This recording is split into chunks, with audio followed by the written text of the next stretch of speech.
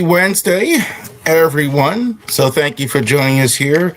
It's the Raven Sports Podcast. Like and subscribe to all of our social media content. So we appreciate all of you out here who have taken the time every Wednesday night.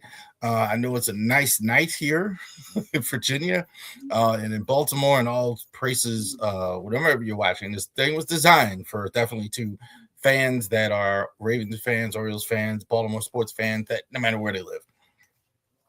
So no matter where it is, we want to thank you for taking the time with us here on Wednesday night and getting us squared away with the Raven Sports Podcast. We thank all of you for your time and efforts in building this thing. So we appreciate you. Definitely check out our blog, Raven Sports Blogspot.com. Every morning at 6 a.m. we go ahead and we crank it out. Yesterday's article, well, I guess it's still today's article, was about the NBA Finals. So that'll probably be the last one on the NBA now that the season's actually over. We've had the parade. We'll talk about that a little bit tonight.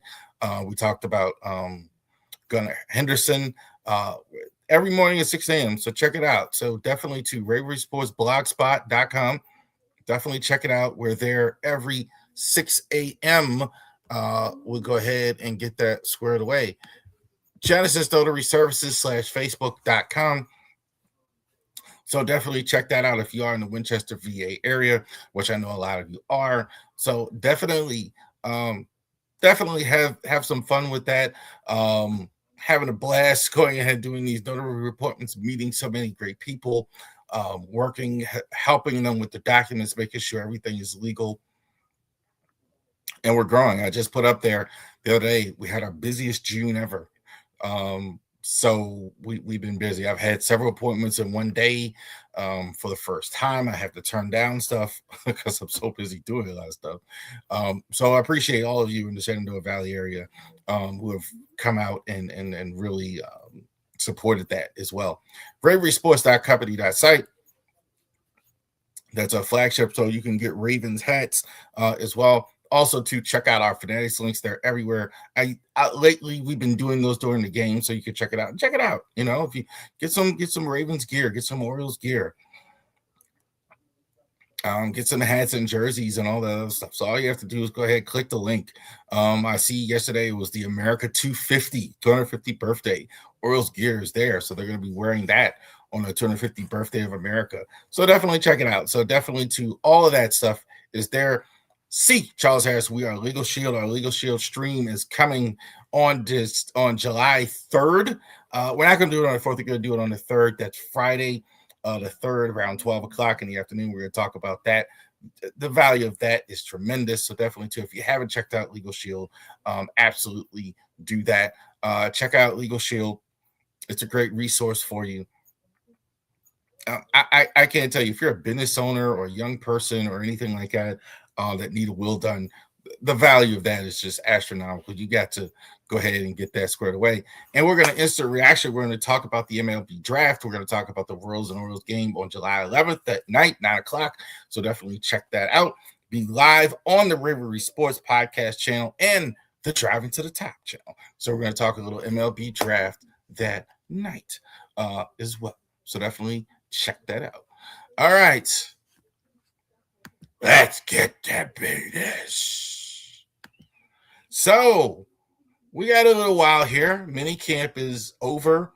And now the next time these guys convene for real, it's going to be to get ready for football season and training camp. So we got Ravens training camp battles this year. It is interesting to see this year the battles that are going to be going on in camp. It always is. It's always good to see who emerges from winning the competitions for playing time in training camp.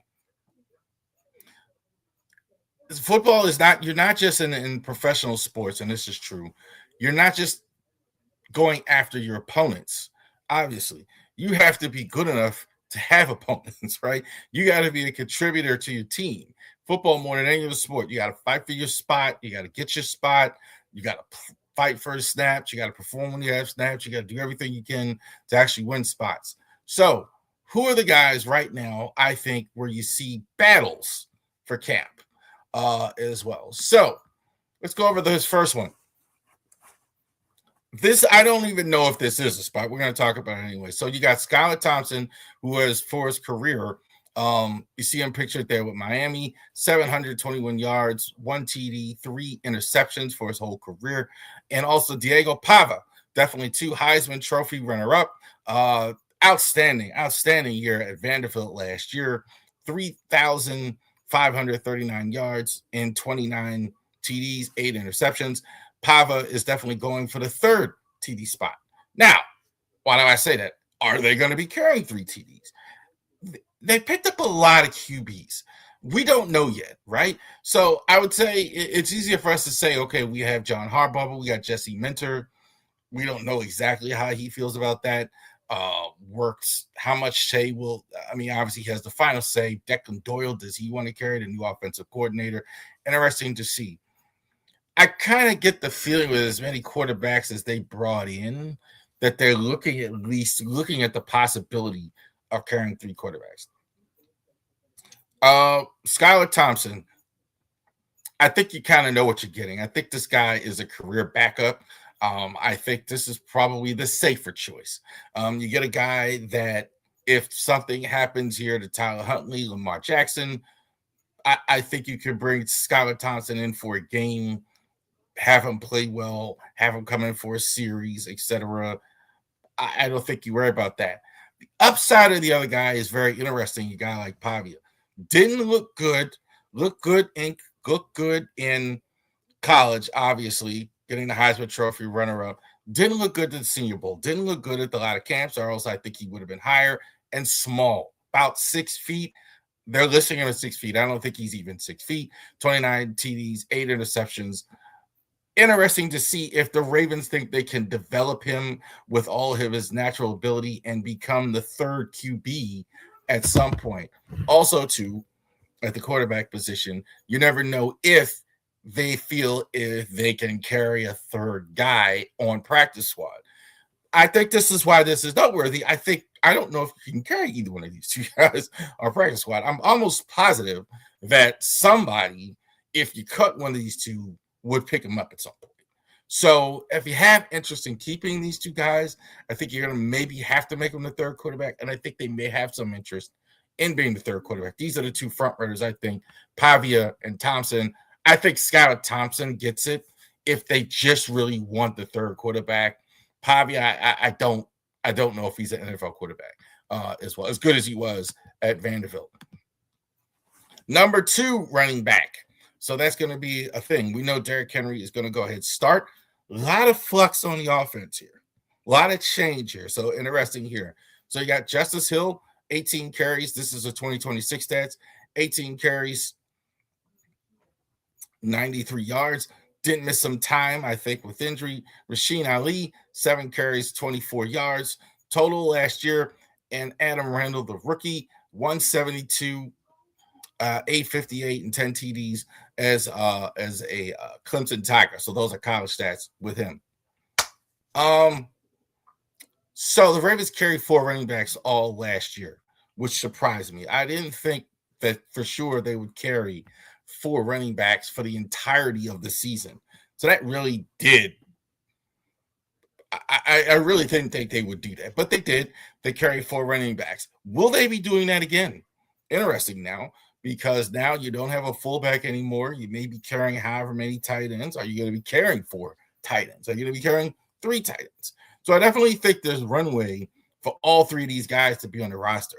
Now, the question, though, is who gets the most playing time, I think, here. Justice Hill, I think, is the obvious choice because he's plug and play. I think Justice Hill obviously is what Derrick Henry isn't, even in a good way. Good blocker, good out of the backfield as well. I think the problem with Hill was last year, especially, it was too obvious, right? When Hill's in a game, it's a pass play, right? You're going out of back. That's kind of what it is. I think he's kind of like, use an old school name, best like a Terry Kirby.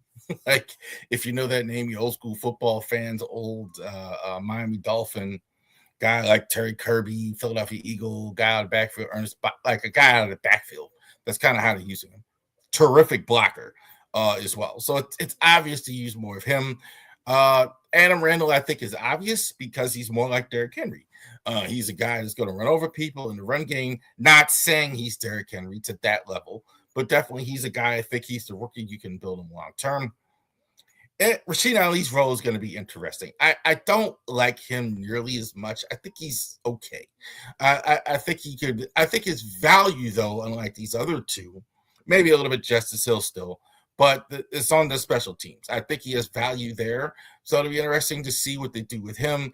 I would kind of lean right now Justice Hill as the guy to be the second running back, simply because I don't know what the role is for the other two as well, even though I know Randall got picked by the owner, Steve Bisciotti. This one I think is on fire. I think we're all going to be watching this, and this I think is a true competition across the board. Tez Walker, 6 receptions, 136, and let me tell you, that was the most impressive 6 reception season that you ever see. Tez Walker. Jacoby Lane, rookie from USC, 43 receptions, 425, 12 TDs. Those are college stats. Same with rookie Eli Surratt, 47 catches, 644, 11 TDs. Both of those guys very productive in college on good teams. This is fascinating. I think I put this up on social media, and some people were like, well, why are we talking about the second receiver? I do think Bateman is going to be there, barring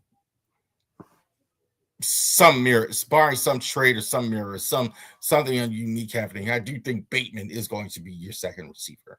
Now, I feel Tez Walker is ready to be a third receiver. I think like he was very impressive in the small sample size that he had last year. Didn't catch a lot of passes, but boy, like the ones you remember, the ones he had. So he was very productive. I think in the small sample size, I definitely feel he's ready to be a third receiver. Jacoby Lane, I'm not, again, I think I've said this a couple times. I wasn't as high on this pick as well. I think good hands, good in the short intermediate area. I think he'll work in the slot. I mean, for sure, because with his height and strength, I think they're kind of taking bigger guys safety. So if he's going up against a Colin Hamilton in practice, he can handle himself. He's not definitely too. He has the size, the length, the hands to go and do that. Eli Surratt, also there as well, going for it. I think it's between. I think Elaine will be on the roster. I don't think he's going to be your third receiver. If I had to pick a fifth receiver, that's probably right. I would think Tez Walker is going to have the nod and has the nod in terms of being the third receiver right out the gate here. Let's see. If Lane stays healthy, is he the same guy he was before the injury he already had? I do think Lane is going to stay healthy. I don't think he's as good a receiver as these two, Kenny. I really don't. I think like he is more. They're going to use him as a third receiver. Now I don't think that's his strength. I think his strength is on the outside. I know they use him in the slot at USC because Lincoln's around. He's a mad scientist, but I don't think that's the strength here. Tez Walker, I think, is going to give you what you need here in the slot. I think that's exactly what a third receiver is. So you have one at the X, one at the Z, one in the slot. And I think the guy in the slot is going to be Tez Walker. This is going to be interesting, though. I will say, as good as he was in the small sample size, it is a small sample size. So now he's going to have to deal with being the starter when the guy's injured, working on the outside. That's the third receiver. I think that's going to be it. Serrata, I really like as a receiver. I really like him better than Lane. As a receiver, I think Sarai, I think is outstanding talent. I think he's more of a combination guy than Lane is. Lane, I think where his strength is, he's going to take the ball away from you in the short area. You're just going to have him in the short area. You're not going to be able to take the ball from him as well because he's so big. I had Lane at the bottom of my wide receiver Vikings, but he's still on the list, and you got him late. Lane has got some good hands. I agree with that. But Lane has got some good hands. I think that's probably what everybody says. That's his strength as well. I don't – and again, I had him around are two lower than the Ravens actually drafted him. Ravens actually drafted him in the 3rd round. I had him like 4 or 5. So I don't know. I definitely think Tez Walker will be there. Surratt can absolutely take from him. Lane, I would be surprised if he actually is the guy. Tight end. Durham Smythe, 4 catches, 25 yards last year. Matt Hibner, also 2 rookie, 31 catches, 436 yards, 4 TDs. Josh Cuevas, 37 catches, 411 yards, and 4 touchdowns as well. This is going to be wide open right here. This really is. Whoever gets the most playing time, it's going to strictly, I think, be mostly here on what you want to get accomplished on the field. Obviously, the veteran, a guy like Durham Smythe, look, this guy, I don't think he's going to be the number 2 tight end, simply because I think his role is going to just be as a blocker. I think like Pat Ricard is gone, Charlie Kolar is gone, and I think that's what they brought him in to do. So I don't think that's going to be your second receiver. I do think it's going to be between the 2 rookies, Matt Hibner and Josh Cuevas. One of those is going to be the guy.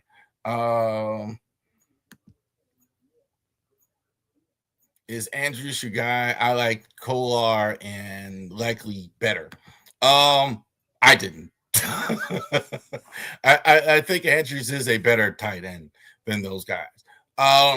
Likely is as good of a catcher as it is. He's not a great blocker, and he has to be used a certain way. I think that's what people that like him, like you, or a lot of fans, like didn't realize what likely. You can't use him all the time. I think that's kind of the thing. When you do use him, he's going to have some great games. It doesn't surprise me in certain games he's going to have 10, 11 catches and explode when he does. So that doesn't surprise me. But he's not as in regular down lineman stuff, you almost can't use him in that situation. Kolar, I think, is probably what you're getting now with Durham Smythe, a good blocker. He has a little bit more pass catching potential, so it wouldn't shock me completely if in San Diego he gets more catches and do that. But he's best like a blocking tight end, I think, like that. Former Raven Nick Boyle, that's what Kolar is. I think he's solid blocking tight end. Gonna catch some passes. That's kind of what he is. I do like Matt Hibner here to be the second tight end. I think definitely too he's going to get some time. Kenny is right about one thing though. Andrews is a little bit older. So do we have the same Mark Andrews that we've been getting? Numbers were down last year. Numbers have been sliding. Now, some of that was Isaiah Lack was on the team, less reps, a couple injuries. We'll see. TD numbers were down. He kind of had this interesting to see what we actually get from those guys from that as well. But I think this is wide open. This could go anyway. But I do think Hibner, I think, is going to emerge as a number 2 tight end. Center. I put 3. I'm going to put 2 more. I'm going to mention the 2 rookies as well. Danny Pittner. Danny Pittner is from the Colts from the offseason. Corey Bullock was at the Ravens all last year as a backup. Joe Vauquin from the Falcons most recently. I have no idea what's going to happen here. To me, and I'm going to mention Nick Dawkins, who played with, that's 1,000% right there. 1,000% right. No centers. No centers. He's absolutely right. I do think the Ravens do need to sign somebody as well. Danny Pittner, I think, is, I would say, by all accounts, I think he's right now the starter. According to everything I've read, everything I saw in camp, probably as far as the eye test, the number 1 guy. He's definitely familiar with the Declan Doyle offense as well. Corey Bullock, I got nothing for you. I have no idea if he's any good. He made the team last year in camp. He didn't play at all, really, maybe 2 or 3 snaps all season. Joe Vauquin played a little bit as well, but these guys aren't starters as well. Dawkins, some people like him, played with Vega Ione at Penn State, so there's a lot of reason there. And they did draft a center in the 7th round as well. I know you wanted a center in the draft. and you kept getting sniped, is what I heard. Yeah, you're daggone right. I'm not happy about this. You're daggone right. If you're watching the streams, Kenny, you're daggone right. I've been going at the centers because you had Tyler Linderbaum, you had the best center in the league, and this is what you're left with. These guys can't. You have no idea if these guys can play or not. Pinner, I think, will play and start at the start. I think he's the most experienced. He's probably at least serviceable, I think. But I'm thinking you need to go get somebody. You need to look at Ethan Pollock or somebody or a free agent as well. They may not do that depending on what they saw in camp. I think Pinner actually starts. Trent Simpson as well, and Teddy Buchanan. Buchanan, I don't know if he's going to be healthy at the start. We'll see about that. I think it's Buchanan if he's healthy. I think that's it. I think I would say this. This is a legit competition here because Trent Simpson really, really, really looked good. The best I've ever seen him at the end of last season. So I don't think they're just going to hand it to Ted Buchanan, even though he was the starter for most of last season. Buchanan is a dog. I agree. I like Buchanan. I think you're putting him next to Roquan there as well. Trent Simpson's going to be highly motivated. He's going to be going for a lot of money if he can win the starting job and Ken doing that as well. So I definitely think there's motivation for him. I do like Trent Simpson and Buchanan here. I do think it's Buchanan, though. I think Buchanan, though, fits what they do better as well, and he's still developing here as well. Number 2 pass rusher, Mike Green and Zion Young. I think Zion Young and Mike Green are going to be fascinating as well. Green, I think, if you want the pass rusher, you want the sacks, I think it's coming. I think he's got to get a little bigger. Let's see if he gained a few pounds in the offseason. I think that was a thing as well. Zion Young, I think, may start because I know he went to Delaware, so I know what Delmarva means. Delaware, Maryland, Virginia, right? So Zion Young is a guy who is I think you could put him in because if you have the rusher on one side and you have the run stopper Zion Young on the other side, that could be what they're thinking as well. Zion Young is who I wanted the 49ers to take at 33. I understand why you like Zion Young, and I think this is probably quite a bit. I think at least at the beginning that he's going to be the guy that's going to start next to Buchanan because I think it's just too easy to do. Green, I think, is still green, no pun intended. I think the upside of him as a pass rusher, I love it though. 4 sacks, that's actually more than what you think it is, considering how well Ravens got him at 45, considering how well he played in spots and considering the bad the defense was overall at the spots last year. So I do think they're going to start there. Couple more, TJ Tampa and Chandler Rivers. Chandler Rivers, 59 tackles, 2 interceptions. TJ Tampa, 24 tackles, 1 interception. Let's talk about the least obvious one, TJ Tampa. Good on special teams. We expected a lot from him. This is go time for him. If he's going to actually play a lot outside of special teams, that he needs to go ahead and show it here and is getting an opportunity to be the 4th cornerback as well. Top 3, Nate Wiggins. Top 3, Marlon Humphrey. Top 3, Chidi Awuzie. So those are going to be your 3. The 4th, there's a big drop off in playing time between 4 and 5. So I like Chandler Rivers here. I do. I think this was a good pick. I think he's a guy you could put in the slot. Great speed right away. Good versatility. I think Tampa's good at times on the outside, but I don't know how he plays over gets any time over the top 3 guys, and I think he's a little less versatile. I think when you're playing in this spot, the 4th corner, you got to be a little bit more versatile. I like Rivers as well. I like his speed here as well. Couple more, Javonte Wester, Rasheen Ali. The fact that we're even talking about this is the thing. I think Wester, look, I think he was a late pick, but a lot of it was expected of him. Didn't get as much as we hoped. I thought as well. So they kind of took some kick return from him, and Rasheen Ali is in there. I think Rasheen Ali could be the guy. I think they just may leave Wester on the punts, and I think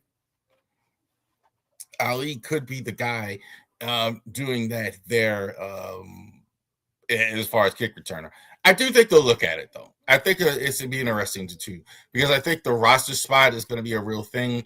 That's kind of like, do they want to get a roster spot for him, or do they want to carry forward, or that's a whole thing. So I think that could factor in, but I think Wester will get every opportunity. Last one, the punter, the two rookies, Ryan Eckley from Michigan State, Luke Zenga from Oklahoma. Pretty sure it'll be Eckley. I mean, he's the guy they drafted. I don't think it's in chalk, though. I do think there is an opportunity there that he could get beat out in camp, but I do think you obviously waited to the guy that you drafted as well. I think Eckley is kind of more what they're looking for. I don't think, as far as when I was looking at the punters in the draft, this guy, you could argue, was the best directional guy. So if that's exactly what you're looking for, I think he's probably the best one as well. I think it's going to make sure it's going to give him some competition in camp. Average not as quite as good as Eckley, so I think it's interesting to see there. But I think it's Eckley. There you go. All right. So there you go. That's what the battles are going to look like. Who is going to be the starters for the Ravens? It is going to be a great battle for a lot of those guys as well in camp, and we will see. All right, top 10. So we're doing it last week as well. Quarterbacks, running backs, we're going to go all the way up until the season. Next week, we're going to do wide receivers. We're going to finish up with head coaches. I think I said it again last week. A lot of these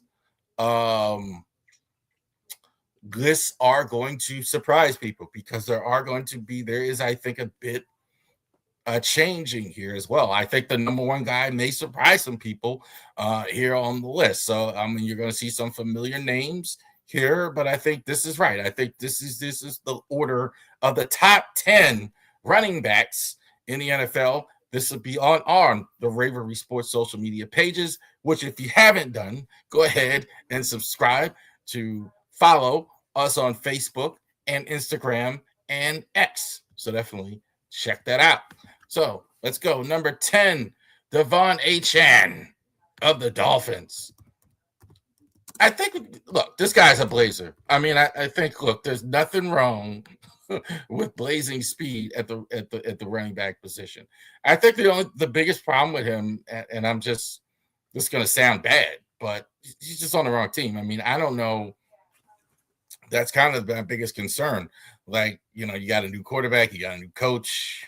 There's not a lot there in Miami, and he's had some injury issues. I mean, that's the other thing. But he's been really good. This guy, you don't catch him from the backside. Like, if he gets ahead of you and he gets to shoot 1,300 yards, 8 TDs, 5.7 yards a carry. I mean, I think he's terrific as well. I'm really surprised that nobody else really tried harder to get him as well. I like to see him get out of Miami, but I think this guy's top 10. He's got tremendous speed as well. That's my only concern. Injury, a little smallish. You're kind of concerned with guys. Sometimes guys like these speed guys kind of get nicked up and they kind of never get right again. But I mean, I think he was excellent last year. So I like Achane. Number 10. Number 9, Breece Hall of the Jets. Breece Hall's pretty good. I think, like, the expectation, what he actually has produced, I think in some people's minds hasn't matched the expectation. I think that's it. I think some people but he steadily improved his yardage every year. 463 as a rookie, 994. 994 second year. I think last year, 2024, 876, 5 TDs. Last year, over 1,000 yards for the first time. And again, in the wrong team. Like, there's nothing there in New York.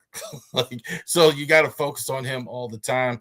I think he's more of a combo, even though he's got great speed as well. 243 carries. That's pretty good. I mean, I think he's a bit of a workhorse as well. I think some people were expecting even more from him. So I think the negative comments when I expect for Breece Hall, I think it'll be that his people are down on him because, he expected more. But I think it's more like it's harder to run the ball when you're a bad football team. So I think that's it. I definitely like Brees Hall. I think definitely too. He's gonna have like 1,200 yards. Kyron Williams for the Rams. You're gonna see a lot of Rams. I think some people don't get it with Kyron Williams. This guy's steady. I definitely like what I'm seeing with him. Over 1,100 yards, 3 consecutive seasons, over 10 TDs. Now, he is in an offense where they run the ball a lot, but, all this sharing, all this stuff, all this he can't, blah, blah, blah, and all he's done is play well each year. So I think he's definitely a big part of their offense as well. Now, don't get me wrong, you got a lot of good offense there as well. But this guy's automatic 1,000 yards. I kind of see him as the new Curtis Martin as well. Just plug him in. He's durable. He's going to get you 1,000 yards. He's healthy. I got no problem with putting him at 8. I mean, he's just been way too productive for 3 straight seasons. And I think the offense is just too well as well. Not a lot of fancy stuff. So that's kind of like the argument when I hear people against him, because he's not this, he doesn't dance 50,000 times. One cut, go. And get it right. And some people getting that right can get you the average that Kyron Williams has, 4.8 yards a carry last year. I've always liked Williams. He's number 8. Number 7, James Cook of the Bills. Look, this guy changed a lot in Buffalo. What was the complaint? What was the problem that Buffalo had is they threw the ball. They were too reliant on Josh Allen. With this guy, now you're reliant on him to go ahead and get your carries. 1,600 yards, 12 TDs last year, 309 carries. He's the bell cow. They have somebody now who can take pressure off of Josh Allen as well. I think it was a time there a little bit last year where he looked like he was going to be the best running back in the year. Best running back of the NFL last year as far as yardage. Let's check the comments here. Kyron's been fumbling a little. Yeah, a little bit. Stole a win for them because of it. And Allen is stealing the running back TDs too. Yeah, and I think Josh Allen loves to have a guy like this in the backfield. He's big, he's physical, he has great speed. He has that breakaway speed.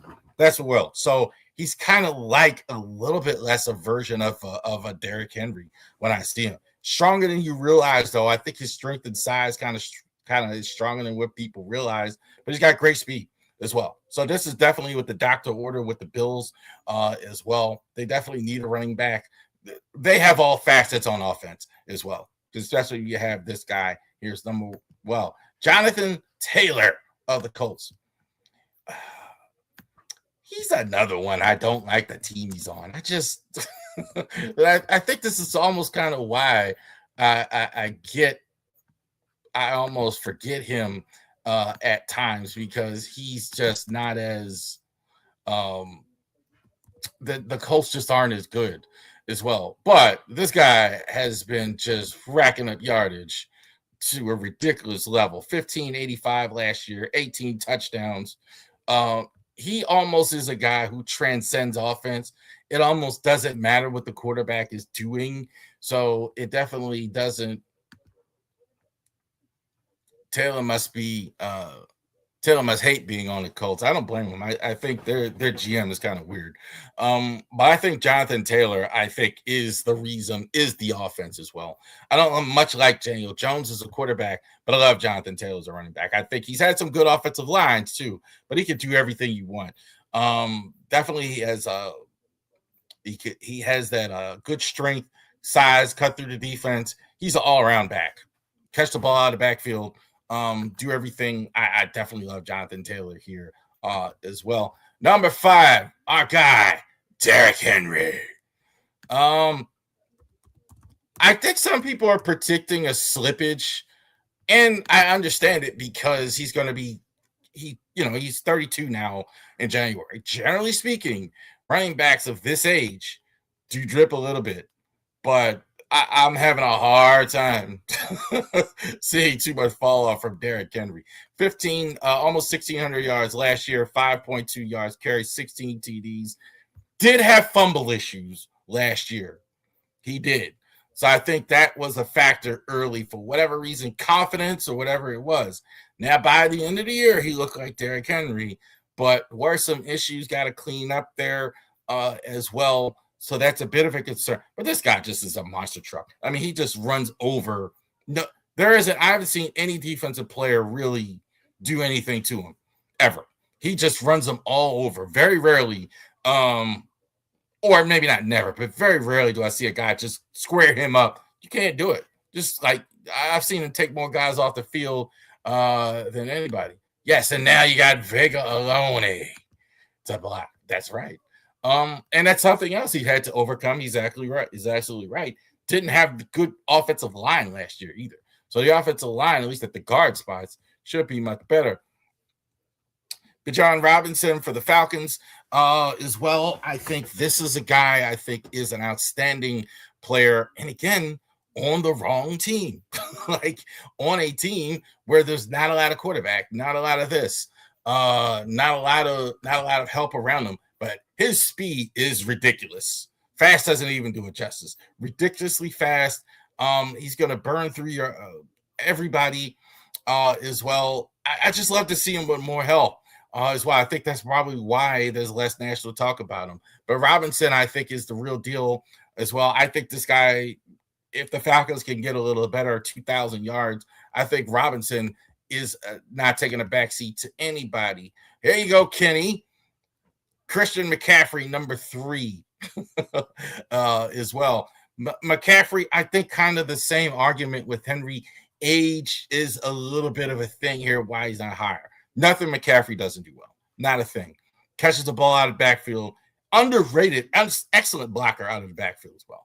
Just got to keep him on the field. And he's getting a little older. But I think that's going to slide him back with the number 1 spot. Somebody wants to put McCaffrey number 1. I really don't have a problem with it. I have him at 3. I don't think he's as good as the 2 guys ahead of him as far. Ceiling as well. Getting a little older, I think that's a thing. Saquon Barkley, number 2. Barkley, the numbers were down last year, but I think the line was worse. But again, the numbers down for him compared to most players is a thing. And here's the thing. We don't think about Barkley as much in terms of age. Barkley's 29 years old now. So that's something. That's not, again, towards the end of his prime. So 2,000 yards the year before, about 1,440 last year, yards per drop. I think the Eagles' offensive line, not nearly as good as well. And I'm going to save it for later. But, yeah, he predicted it. Can he put it? Number 1, Jahmyr Gibbs, best running back in the NFL. I think he's a stud. I think the only problem he had was he was sharing time with Montgomery. And when he played the Ravens last year, man, I mean, that running back combination they had was fantastic. I think the lines will be better. Good team. I think Gibbs number 1 running back in the league, and I think he's going to get over 2,000 yards this season. He's that good. I definitely think he's number 1. There you go. All right. So there you go. Top 10 list running backs in the NFL. Sure, some of you weren't expecting that, but I definitely think that's how it looks going in 2025. Next week, Atlanta, wide receivers as well. And no Montgomery is going to skyrocket Gibbs number 1 in fantasy. I agree with that. We'll get to fantasy football here at some point. It is over in the NBA. And so we have a world champion in the NBA, and that is the New York. I keep saying it. For those of you that don't know, the Knickerbockers are the champions of the NBA. So we go ahead.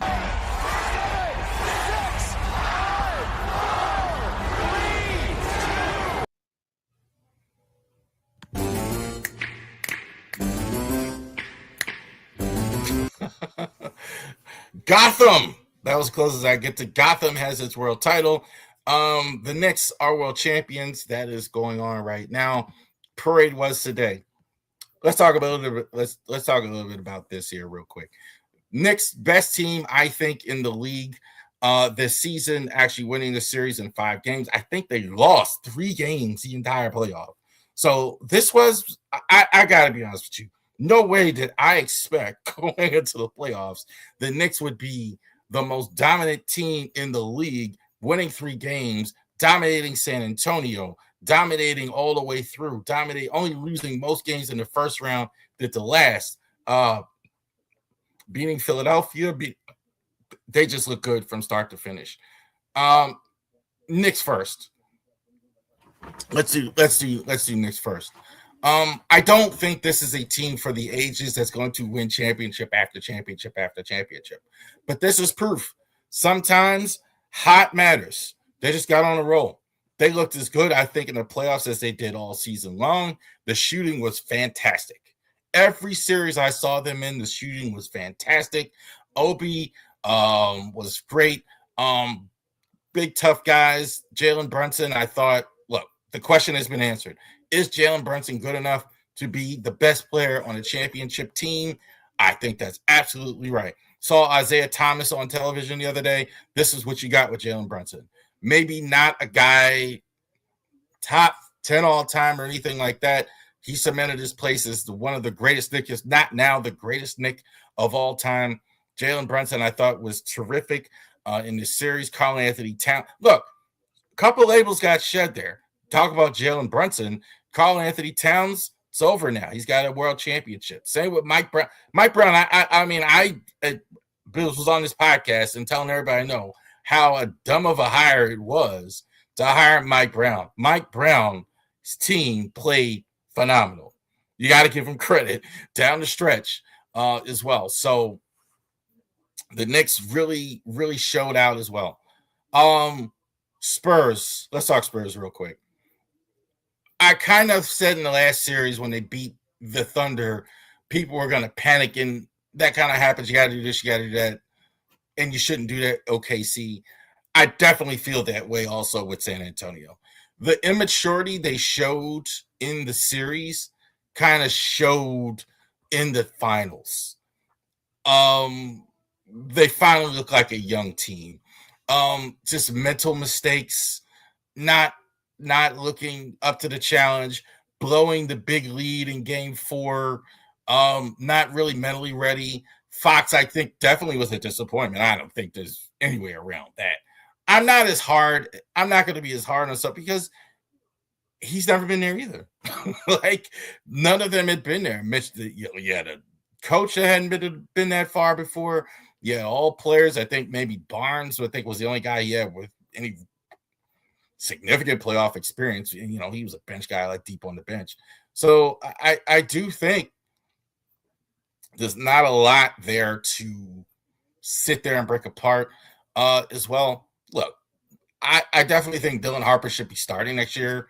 I understand why he was sitting the bench. But I definitely think there's anything, I think there's that. I think those guys are stars. But their immaturity showed. Wemby in the press conference, not shaking hands, saying some negative things. That's kind of why they lost. Because the immaturity he showed was kind of what we saw on the court. I think that's a real thing as well. So I definitely think the Spurs are the real deal. I think if Spurs and Thunders, this is not the first time we're going to have the Spurs and the Thunder in the West. I think it's their Western Conference right now. We'll see what happens with LeBron and the Lakers and a lot of other teams. I'd be very, very surprised if anybody's going to overtake one of those 2 teams in the West. So the West also used to have all these teams. Denver, we'll see, etc. But I definitely think the Spurs is going to be there. Well, the Knicks do. They could get back. I think they were pretty good. So I'm not too concerned about the Knicks, but I think the Knicks, they could get back. So I'm not too worried about the Knicks as well. But it'll be interesting to see. But definitely, too, the annoying Knicks fans, after 53 years, have won it. So we're not going to take it from them, though. Knicks won. Shout out to all of you in Gotham. who got your world championship. Knicks are the world champions. All right. So let's get the baseball summer.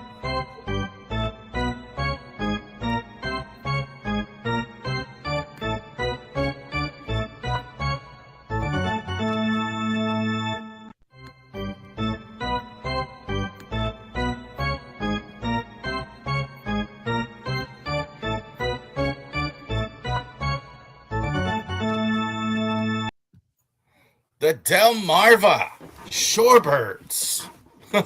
Funny, Kenny was talking about Delmarva Shorebirds. He was reading the title there. Delmarva, that's Delaware, Maryland, Virginia. For those of you that don't know, they actually play in Salisbury, Maryland. I don't think I've even said, I'm not sure. I almost seem like I forget that sometimes, like where the team actually plays in Salisbury as well. But I'm sure all of you Salisbury State grads know exactly what I'm talking about there as well. All right, Shorebirds. So this is the low A team. This is going to be the last of the minor league. So we did the last 4 weeks. Norfolk, Frederick, and Chesapeake. And kind of what we're seeing overall at the minor league for the Orioles. You're absolutely seeing it here in Delmarva. Team not that good. Not a lot of major league prospects on this team. In last place, work to do. However, we're going to go ahead and chop it up. I think obviously there's always talent in the minor leagues. There's always players trying to get to the major leagues, and some of them, and so let's go over that as well. All right, Adonis Smith is the first-year manager for the Shorebirds as well. Chris Benners, a lot of these GMs in the minor league teams have been around a long time. So Benners has been there 17 years or something like that. I did take it off the graphics this year, but he's been there a long time as well. I did check their record before tonight's game, 23-41. I haven't checked the score of tonight's game. But they were 23-41 heading into tonight. And they're losing 7-1 tonight. So again, not a good outing as well for the Shorebirds here as well. What do they look like here? Who's down there who could possibly be worth talking about? So here's some notable names on the roster. Not their best performance. We'll get to that. But some of the notable names. Edwin Arampo as well. And again, forgive me if I mispronounce a lot of these names. These names, some of them, but from the Dominican Republic, 21 years old, hasn't played as well this year. Kind of got some injuries. Kind of did well in rookie league, so kind of struggling a little bit. Esteban Meja, definitely too, blew the doors off the rookie league. I mean, his stuff is electric. He's really struggled so far in single A. So had this guy as really a top 10 prospect. I mean, that's how good his stuff looked as well. He was just blowing guys away. But ERA, more walks than strikeouts. And he's got a lot of strikeouts this year. ERA is about 7 and change the last I checked. It was at 8. So kind of struggled a bit. So that's why he's here. Not giving up on him, but I think he's just got to tighten up. Let's see how he does in the second half. Kalen Hansen, 24 years old from Australia. As well. All right. So how do they look? So a lot of young guys, 20 plus years old, very young as well. Probably the best performer has been DJ Layton as well, 19 years old. Bit of a surprise as well. 14 home runs, 23 RBIs, hitting 261, 19 steals. A lot of these guys with stolen bases. Stefan Martinez, keep an eye on him. Definitely another guy from the Dominican Republic, kind of moving up here. 6 home runs, leading the team here so far. 23 RBIs, 234 average. More of a clean power hitter as well. I think definitely that power potential, but he's still very young. Still 18, needs to fill out a little bit of ahead of schedule even here in Delmarva. So definitely check that out. Josh Valeriano, 18 stolen bases as well. 171, 28. hitting two home runs, 18 RBIs. He's been moving him around, and you see this a lot with minor league guys playing a lot of shortstop. I think he's more of a natural shortstop, and he's been playing a lot of third base, moving around a bit. Braylon Whitaker, no bombs yet, 21 home run, pure legs player. This guy, Braylon Whitaker, as well. 15 stolen bases, excellent outfielder, excellent, I think, in center field here as well. Andres Nola. What are we noticing at all these levels for the Orioles? A bunch of really good catching at all levels. He's hitting 308. He's got 3 home runs, 22 RBIs, and he's good behind the plate. Big, strong kid as well, 20 years old. So interesting to see. Orioles, anything they are getting right in their minor league system, not a lack of pitching talent that they have. The pitching has not been good in Delmarva. I mean, I was really struggling when I was looking at it, how to even find pitchers. Christian Rodriguez has probably had your best season, though. 3-3, 3.43 ERA. I don't know about these guys. Brian Artia, 24 years old, 4.91 ERA, 40 strikeouts as well. So I think that's been a big problem. I mean, they gave up 7 runs tonight, and I think that's been it. They haven't had really good pitching. So there is some hope there as well. But I think the dearth of the pitching really shows here at Delmarva as well. DJ Layton, keep an eye on. I definitely think he's a guy, big, strong guy. I don't know if he stays at shortstop, but he's definitely deserves. He's been getting most of the stops, most of the run at shortstop, because I think he's been the best performer there as well. And Stefan Martinez, I think those are definitely 2 to keep an eye on. Mejia as well. And even though not the great start, I think his stuff is electric. He's just got to get better command as well. But we'll see how that goes. There you go. The Shorebirds as well. So definitely too. Shorebirds not off to a great start, but we'll see. Definitely too. We'll see how these guys come up. Rookie ball. Jaden LeRae definitely just came up from there from rookie ball, so he definitely started playing with them, I think, in the last couple of days. So we'll see how that goes for the Shorebirds as well. There. Orioles Report. A lot to talk about here this week. This has been quite an interesting week for the Orioles. Bit of a crossroads for the Baltimore Orioles right now. I'm going to say that I usually don't start the report, but I'll say this to start the report. That Padres series was bad. Losing 2 out of 3, the Padres are not very good. The Padres, I looked at it and I almost felt good in a way looking at the lineup card beforehand, because they didn't. A lot of those guys are gone, are older. A lot of the talent is gone. Tatis having a down year, Manny having a down year, Bogart's getting older, etc., and they didn't play well. So we'll go over that. That's what happened this week. Certainly, obviously, the Gunnar Henderson thing, we'll go over that as well. Ryan Helsley, late last week, sent on rehab, signed Norfolk, sent Freeman Melez to a minor league contract as well. That means Weston Wilson had to be outrighted to Norfolk. Wilson, not a real role on the team as well. I think he's a 4A player. We'll see. He could be guy, and that's why you keep Norfolk 4. I mean, guys that are ready to play. So definitely too. I think he's a contributor as well. So Ryan Helsley is back for the 15-day DL. So that's a good addition to get him back as well from injury, back from rehab assignment. Looked good in the rehab assignment.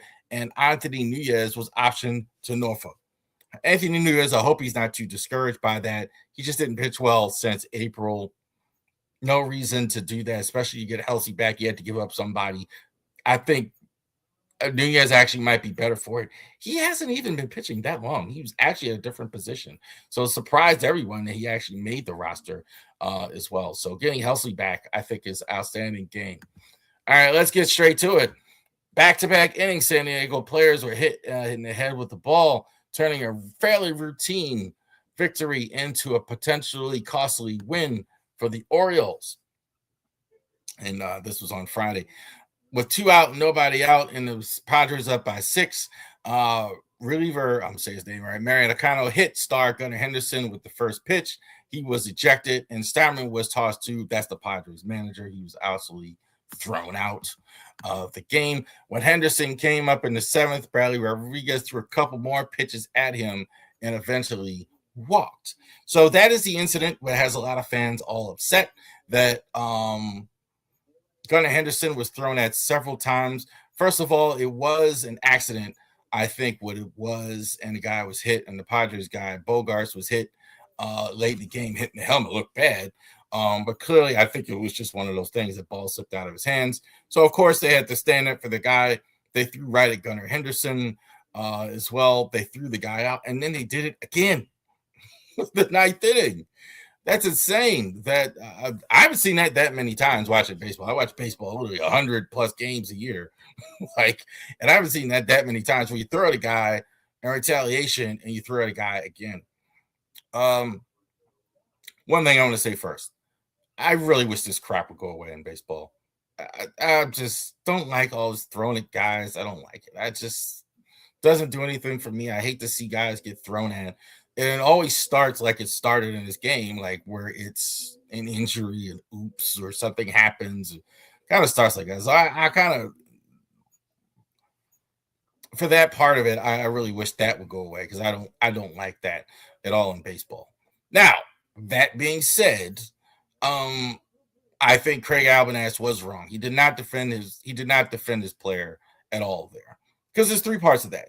There is part one, the guy got hit. That happens. So when I'm talking about the Padres, Bogarts got hit. That happens as well. So there was some retaliation, and it does make sense. It's Gunnar Henderson because you throw at your number one guy. So that's not unusual. You throw at your best player, you're gonna go ahead and do that. That makes sense. That does not make sense. Would you do that? If you are gonna do that foolishness, that does make sense. But Albanese, he struck out in a couple areas. One, you didn't get thrown out of the game. You should have been more upset. I could argue, there's an argument to be made, okay, you're not upset or you're just working or whatever, blah, blah, blah. All right. You didn't get thrown out of the game. So in the post-game pressure, you really didn't stand up for your guy there either. You kind of, well, the Padres did the right thing, blah, blah, blah. Well, okay. That's strike two. Strike three for me, he got thrown at multiple times. That's not just once, twice. That was ridiculous. Like, I haven't seen that many times where he's throwing the same guy over and over and over and over and over and over again like that. What are you doing? Why aren't you off the bench and screaming at those guys? I mean, at least what we used to say back in the Wolf ticket, pretend like you're gonna beat the guy up. That's not good, man. You can't be out here. You got to stand up for your guys. So that doesn't work for me. Where you're not getting thrown out of the game, you're not getting blown up into pressure, you're not, and the guy got thrown at multiple times. This is your number one player. This is on you. That's not on Michael Elias. That's not on Marcus. So there seems to be a bit of a respect issue in the clubhouse right now because the issue with Basayo as well, not wanting to play, telling him he has to play, not listening, still ongoing. So bit of a respect issue in the clubhouse as well. Gunner's fine out there on the field. Lucky for him as well. I think that's good. So, but again, you got to do better than that. You got to do better than that. That's not going to work for me. As far as not standing up for your guy like that. Chris Bassett seen a facet injection lower back Friday, starting a throwing routine in progression. Dylan Beavers is set to begin a rehab assignment Thursday, tomorrow, in AA, which is Chesapeake. Bass is out for a while. Bass is, we don't know. I think he's beginning to throw. I think they're going to just starting to do anything with him. Beavers is starting a rehab assignment. So again, rehab assignments go anywhere from a couple of days to a couple of weeks, depending on how he looks. You send on a rehab assignment. If he's blowing the doors off, he'll come out and he feels fine. He'll be back shortly as well. Tyler O'Neill's been bad as well. Dean Kramer, Quad, and Dave Povich will go on rehab assignments within the next week. Povich, I think, is on his way back. I think these two guys are on the way back. So it's interesting to see what their roles will be when they get back. Yadier Cano is who's hot? Who's hot? Yadier Cano. Look, here's a guy who went from a guy that was not even being used by the manager, very little confidence in him, to a guy I think who's been one of the best relievers. I thought he was 3 times this week, no runs. I thought he was really good. So was Kittredge. Kittredge ERA doesn't show up, and in the last week he was really, really good. Gunnar, I thought, was really good last week, especially considering the circumstances that he had. He had about 270, and he had a home run as well. I'm not on Gunnar like some of y'all. I know some of y'all are not happy with the average. I think y'all like to see him right around 300. I think he's capable of that. But I don't. The home run power is there. I definitely got to work on that average for sure and get that up. But maybe that's just the old school in me. Jackson Holliday's been very quiet, very quiet. I think he's had a couple home runs, so I do kind of think that's why it hasn't been louder. But he hasn't done much. I mean, he had like 100 last week. So with all the talk of getting him back, I'm not sure he's been better than Jeremiah Jackson here at the start, who hit a home run in a little bit of chance he did have to play. Colton Cowser, again, kind of slapping again. Grant Wolftham, not good out of the bullpen. We will see there. I skipped over this one. I didn't want to talk about Brandon Young. Brandon Young continues to shine over his last 2 starts. Just 3 earned, 1, 6 hits over the last 13 innings. He's been Baltimore's most consistent starter. I agree. I think Brandon Young has been their best pitcher by far. I mean, I thought they kind of squandered him last night in the game because he pitched very well and they really didn't give him anything. They were no hit for most of the game. The Mariners totally shut him down as well. Pivotal series here for the Orioles. I think pivotal stretch here. You're playing the Mariners again tonight. You've lost 3 in a row. You're going to play the Dodgers. You're going to go out to play the Angels as well. It's time. Got to start moving here. I mean, this season could get away from you. That's next week. Dodgers next week going into Los Angeles for first the Dodgers, then the Angels as well. Dodgers are still the Dodgers. They've got some problems, but they have some issues. But the Orioles, to me, haven't looked like anything in the league. And the Angels, I think, too, it's a pretty long road trip. I mean, you got 9 games. That's about 9 games. So that's at the back end. So how much fatigue will you have there as well? Pete Alonso, player of the week. Pete, I think Pete Alonso, we're getting exactly what we've been seeing. Next week, we're going to talk about the All-Star game as well. So we're a little bit more baseball here. We're going to talk more about the All-Star game. But I got to tell you, Pete Alonso, I think, going to 30 home runs is definitely in the offing as well for him. Thank y'all, all of you, for joining us here on the Raven Sports Podcast. Like and subscribe. You right there. Like and subscribe to all of our social media content. Enjoy the Orioles game. For those of you that are going to stay up, I am, and watch the Orioles. Definitely check us out on all of our social media platforms. You have a great day.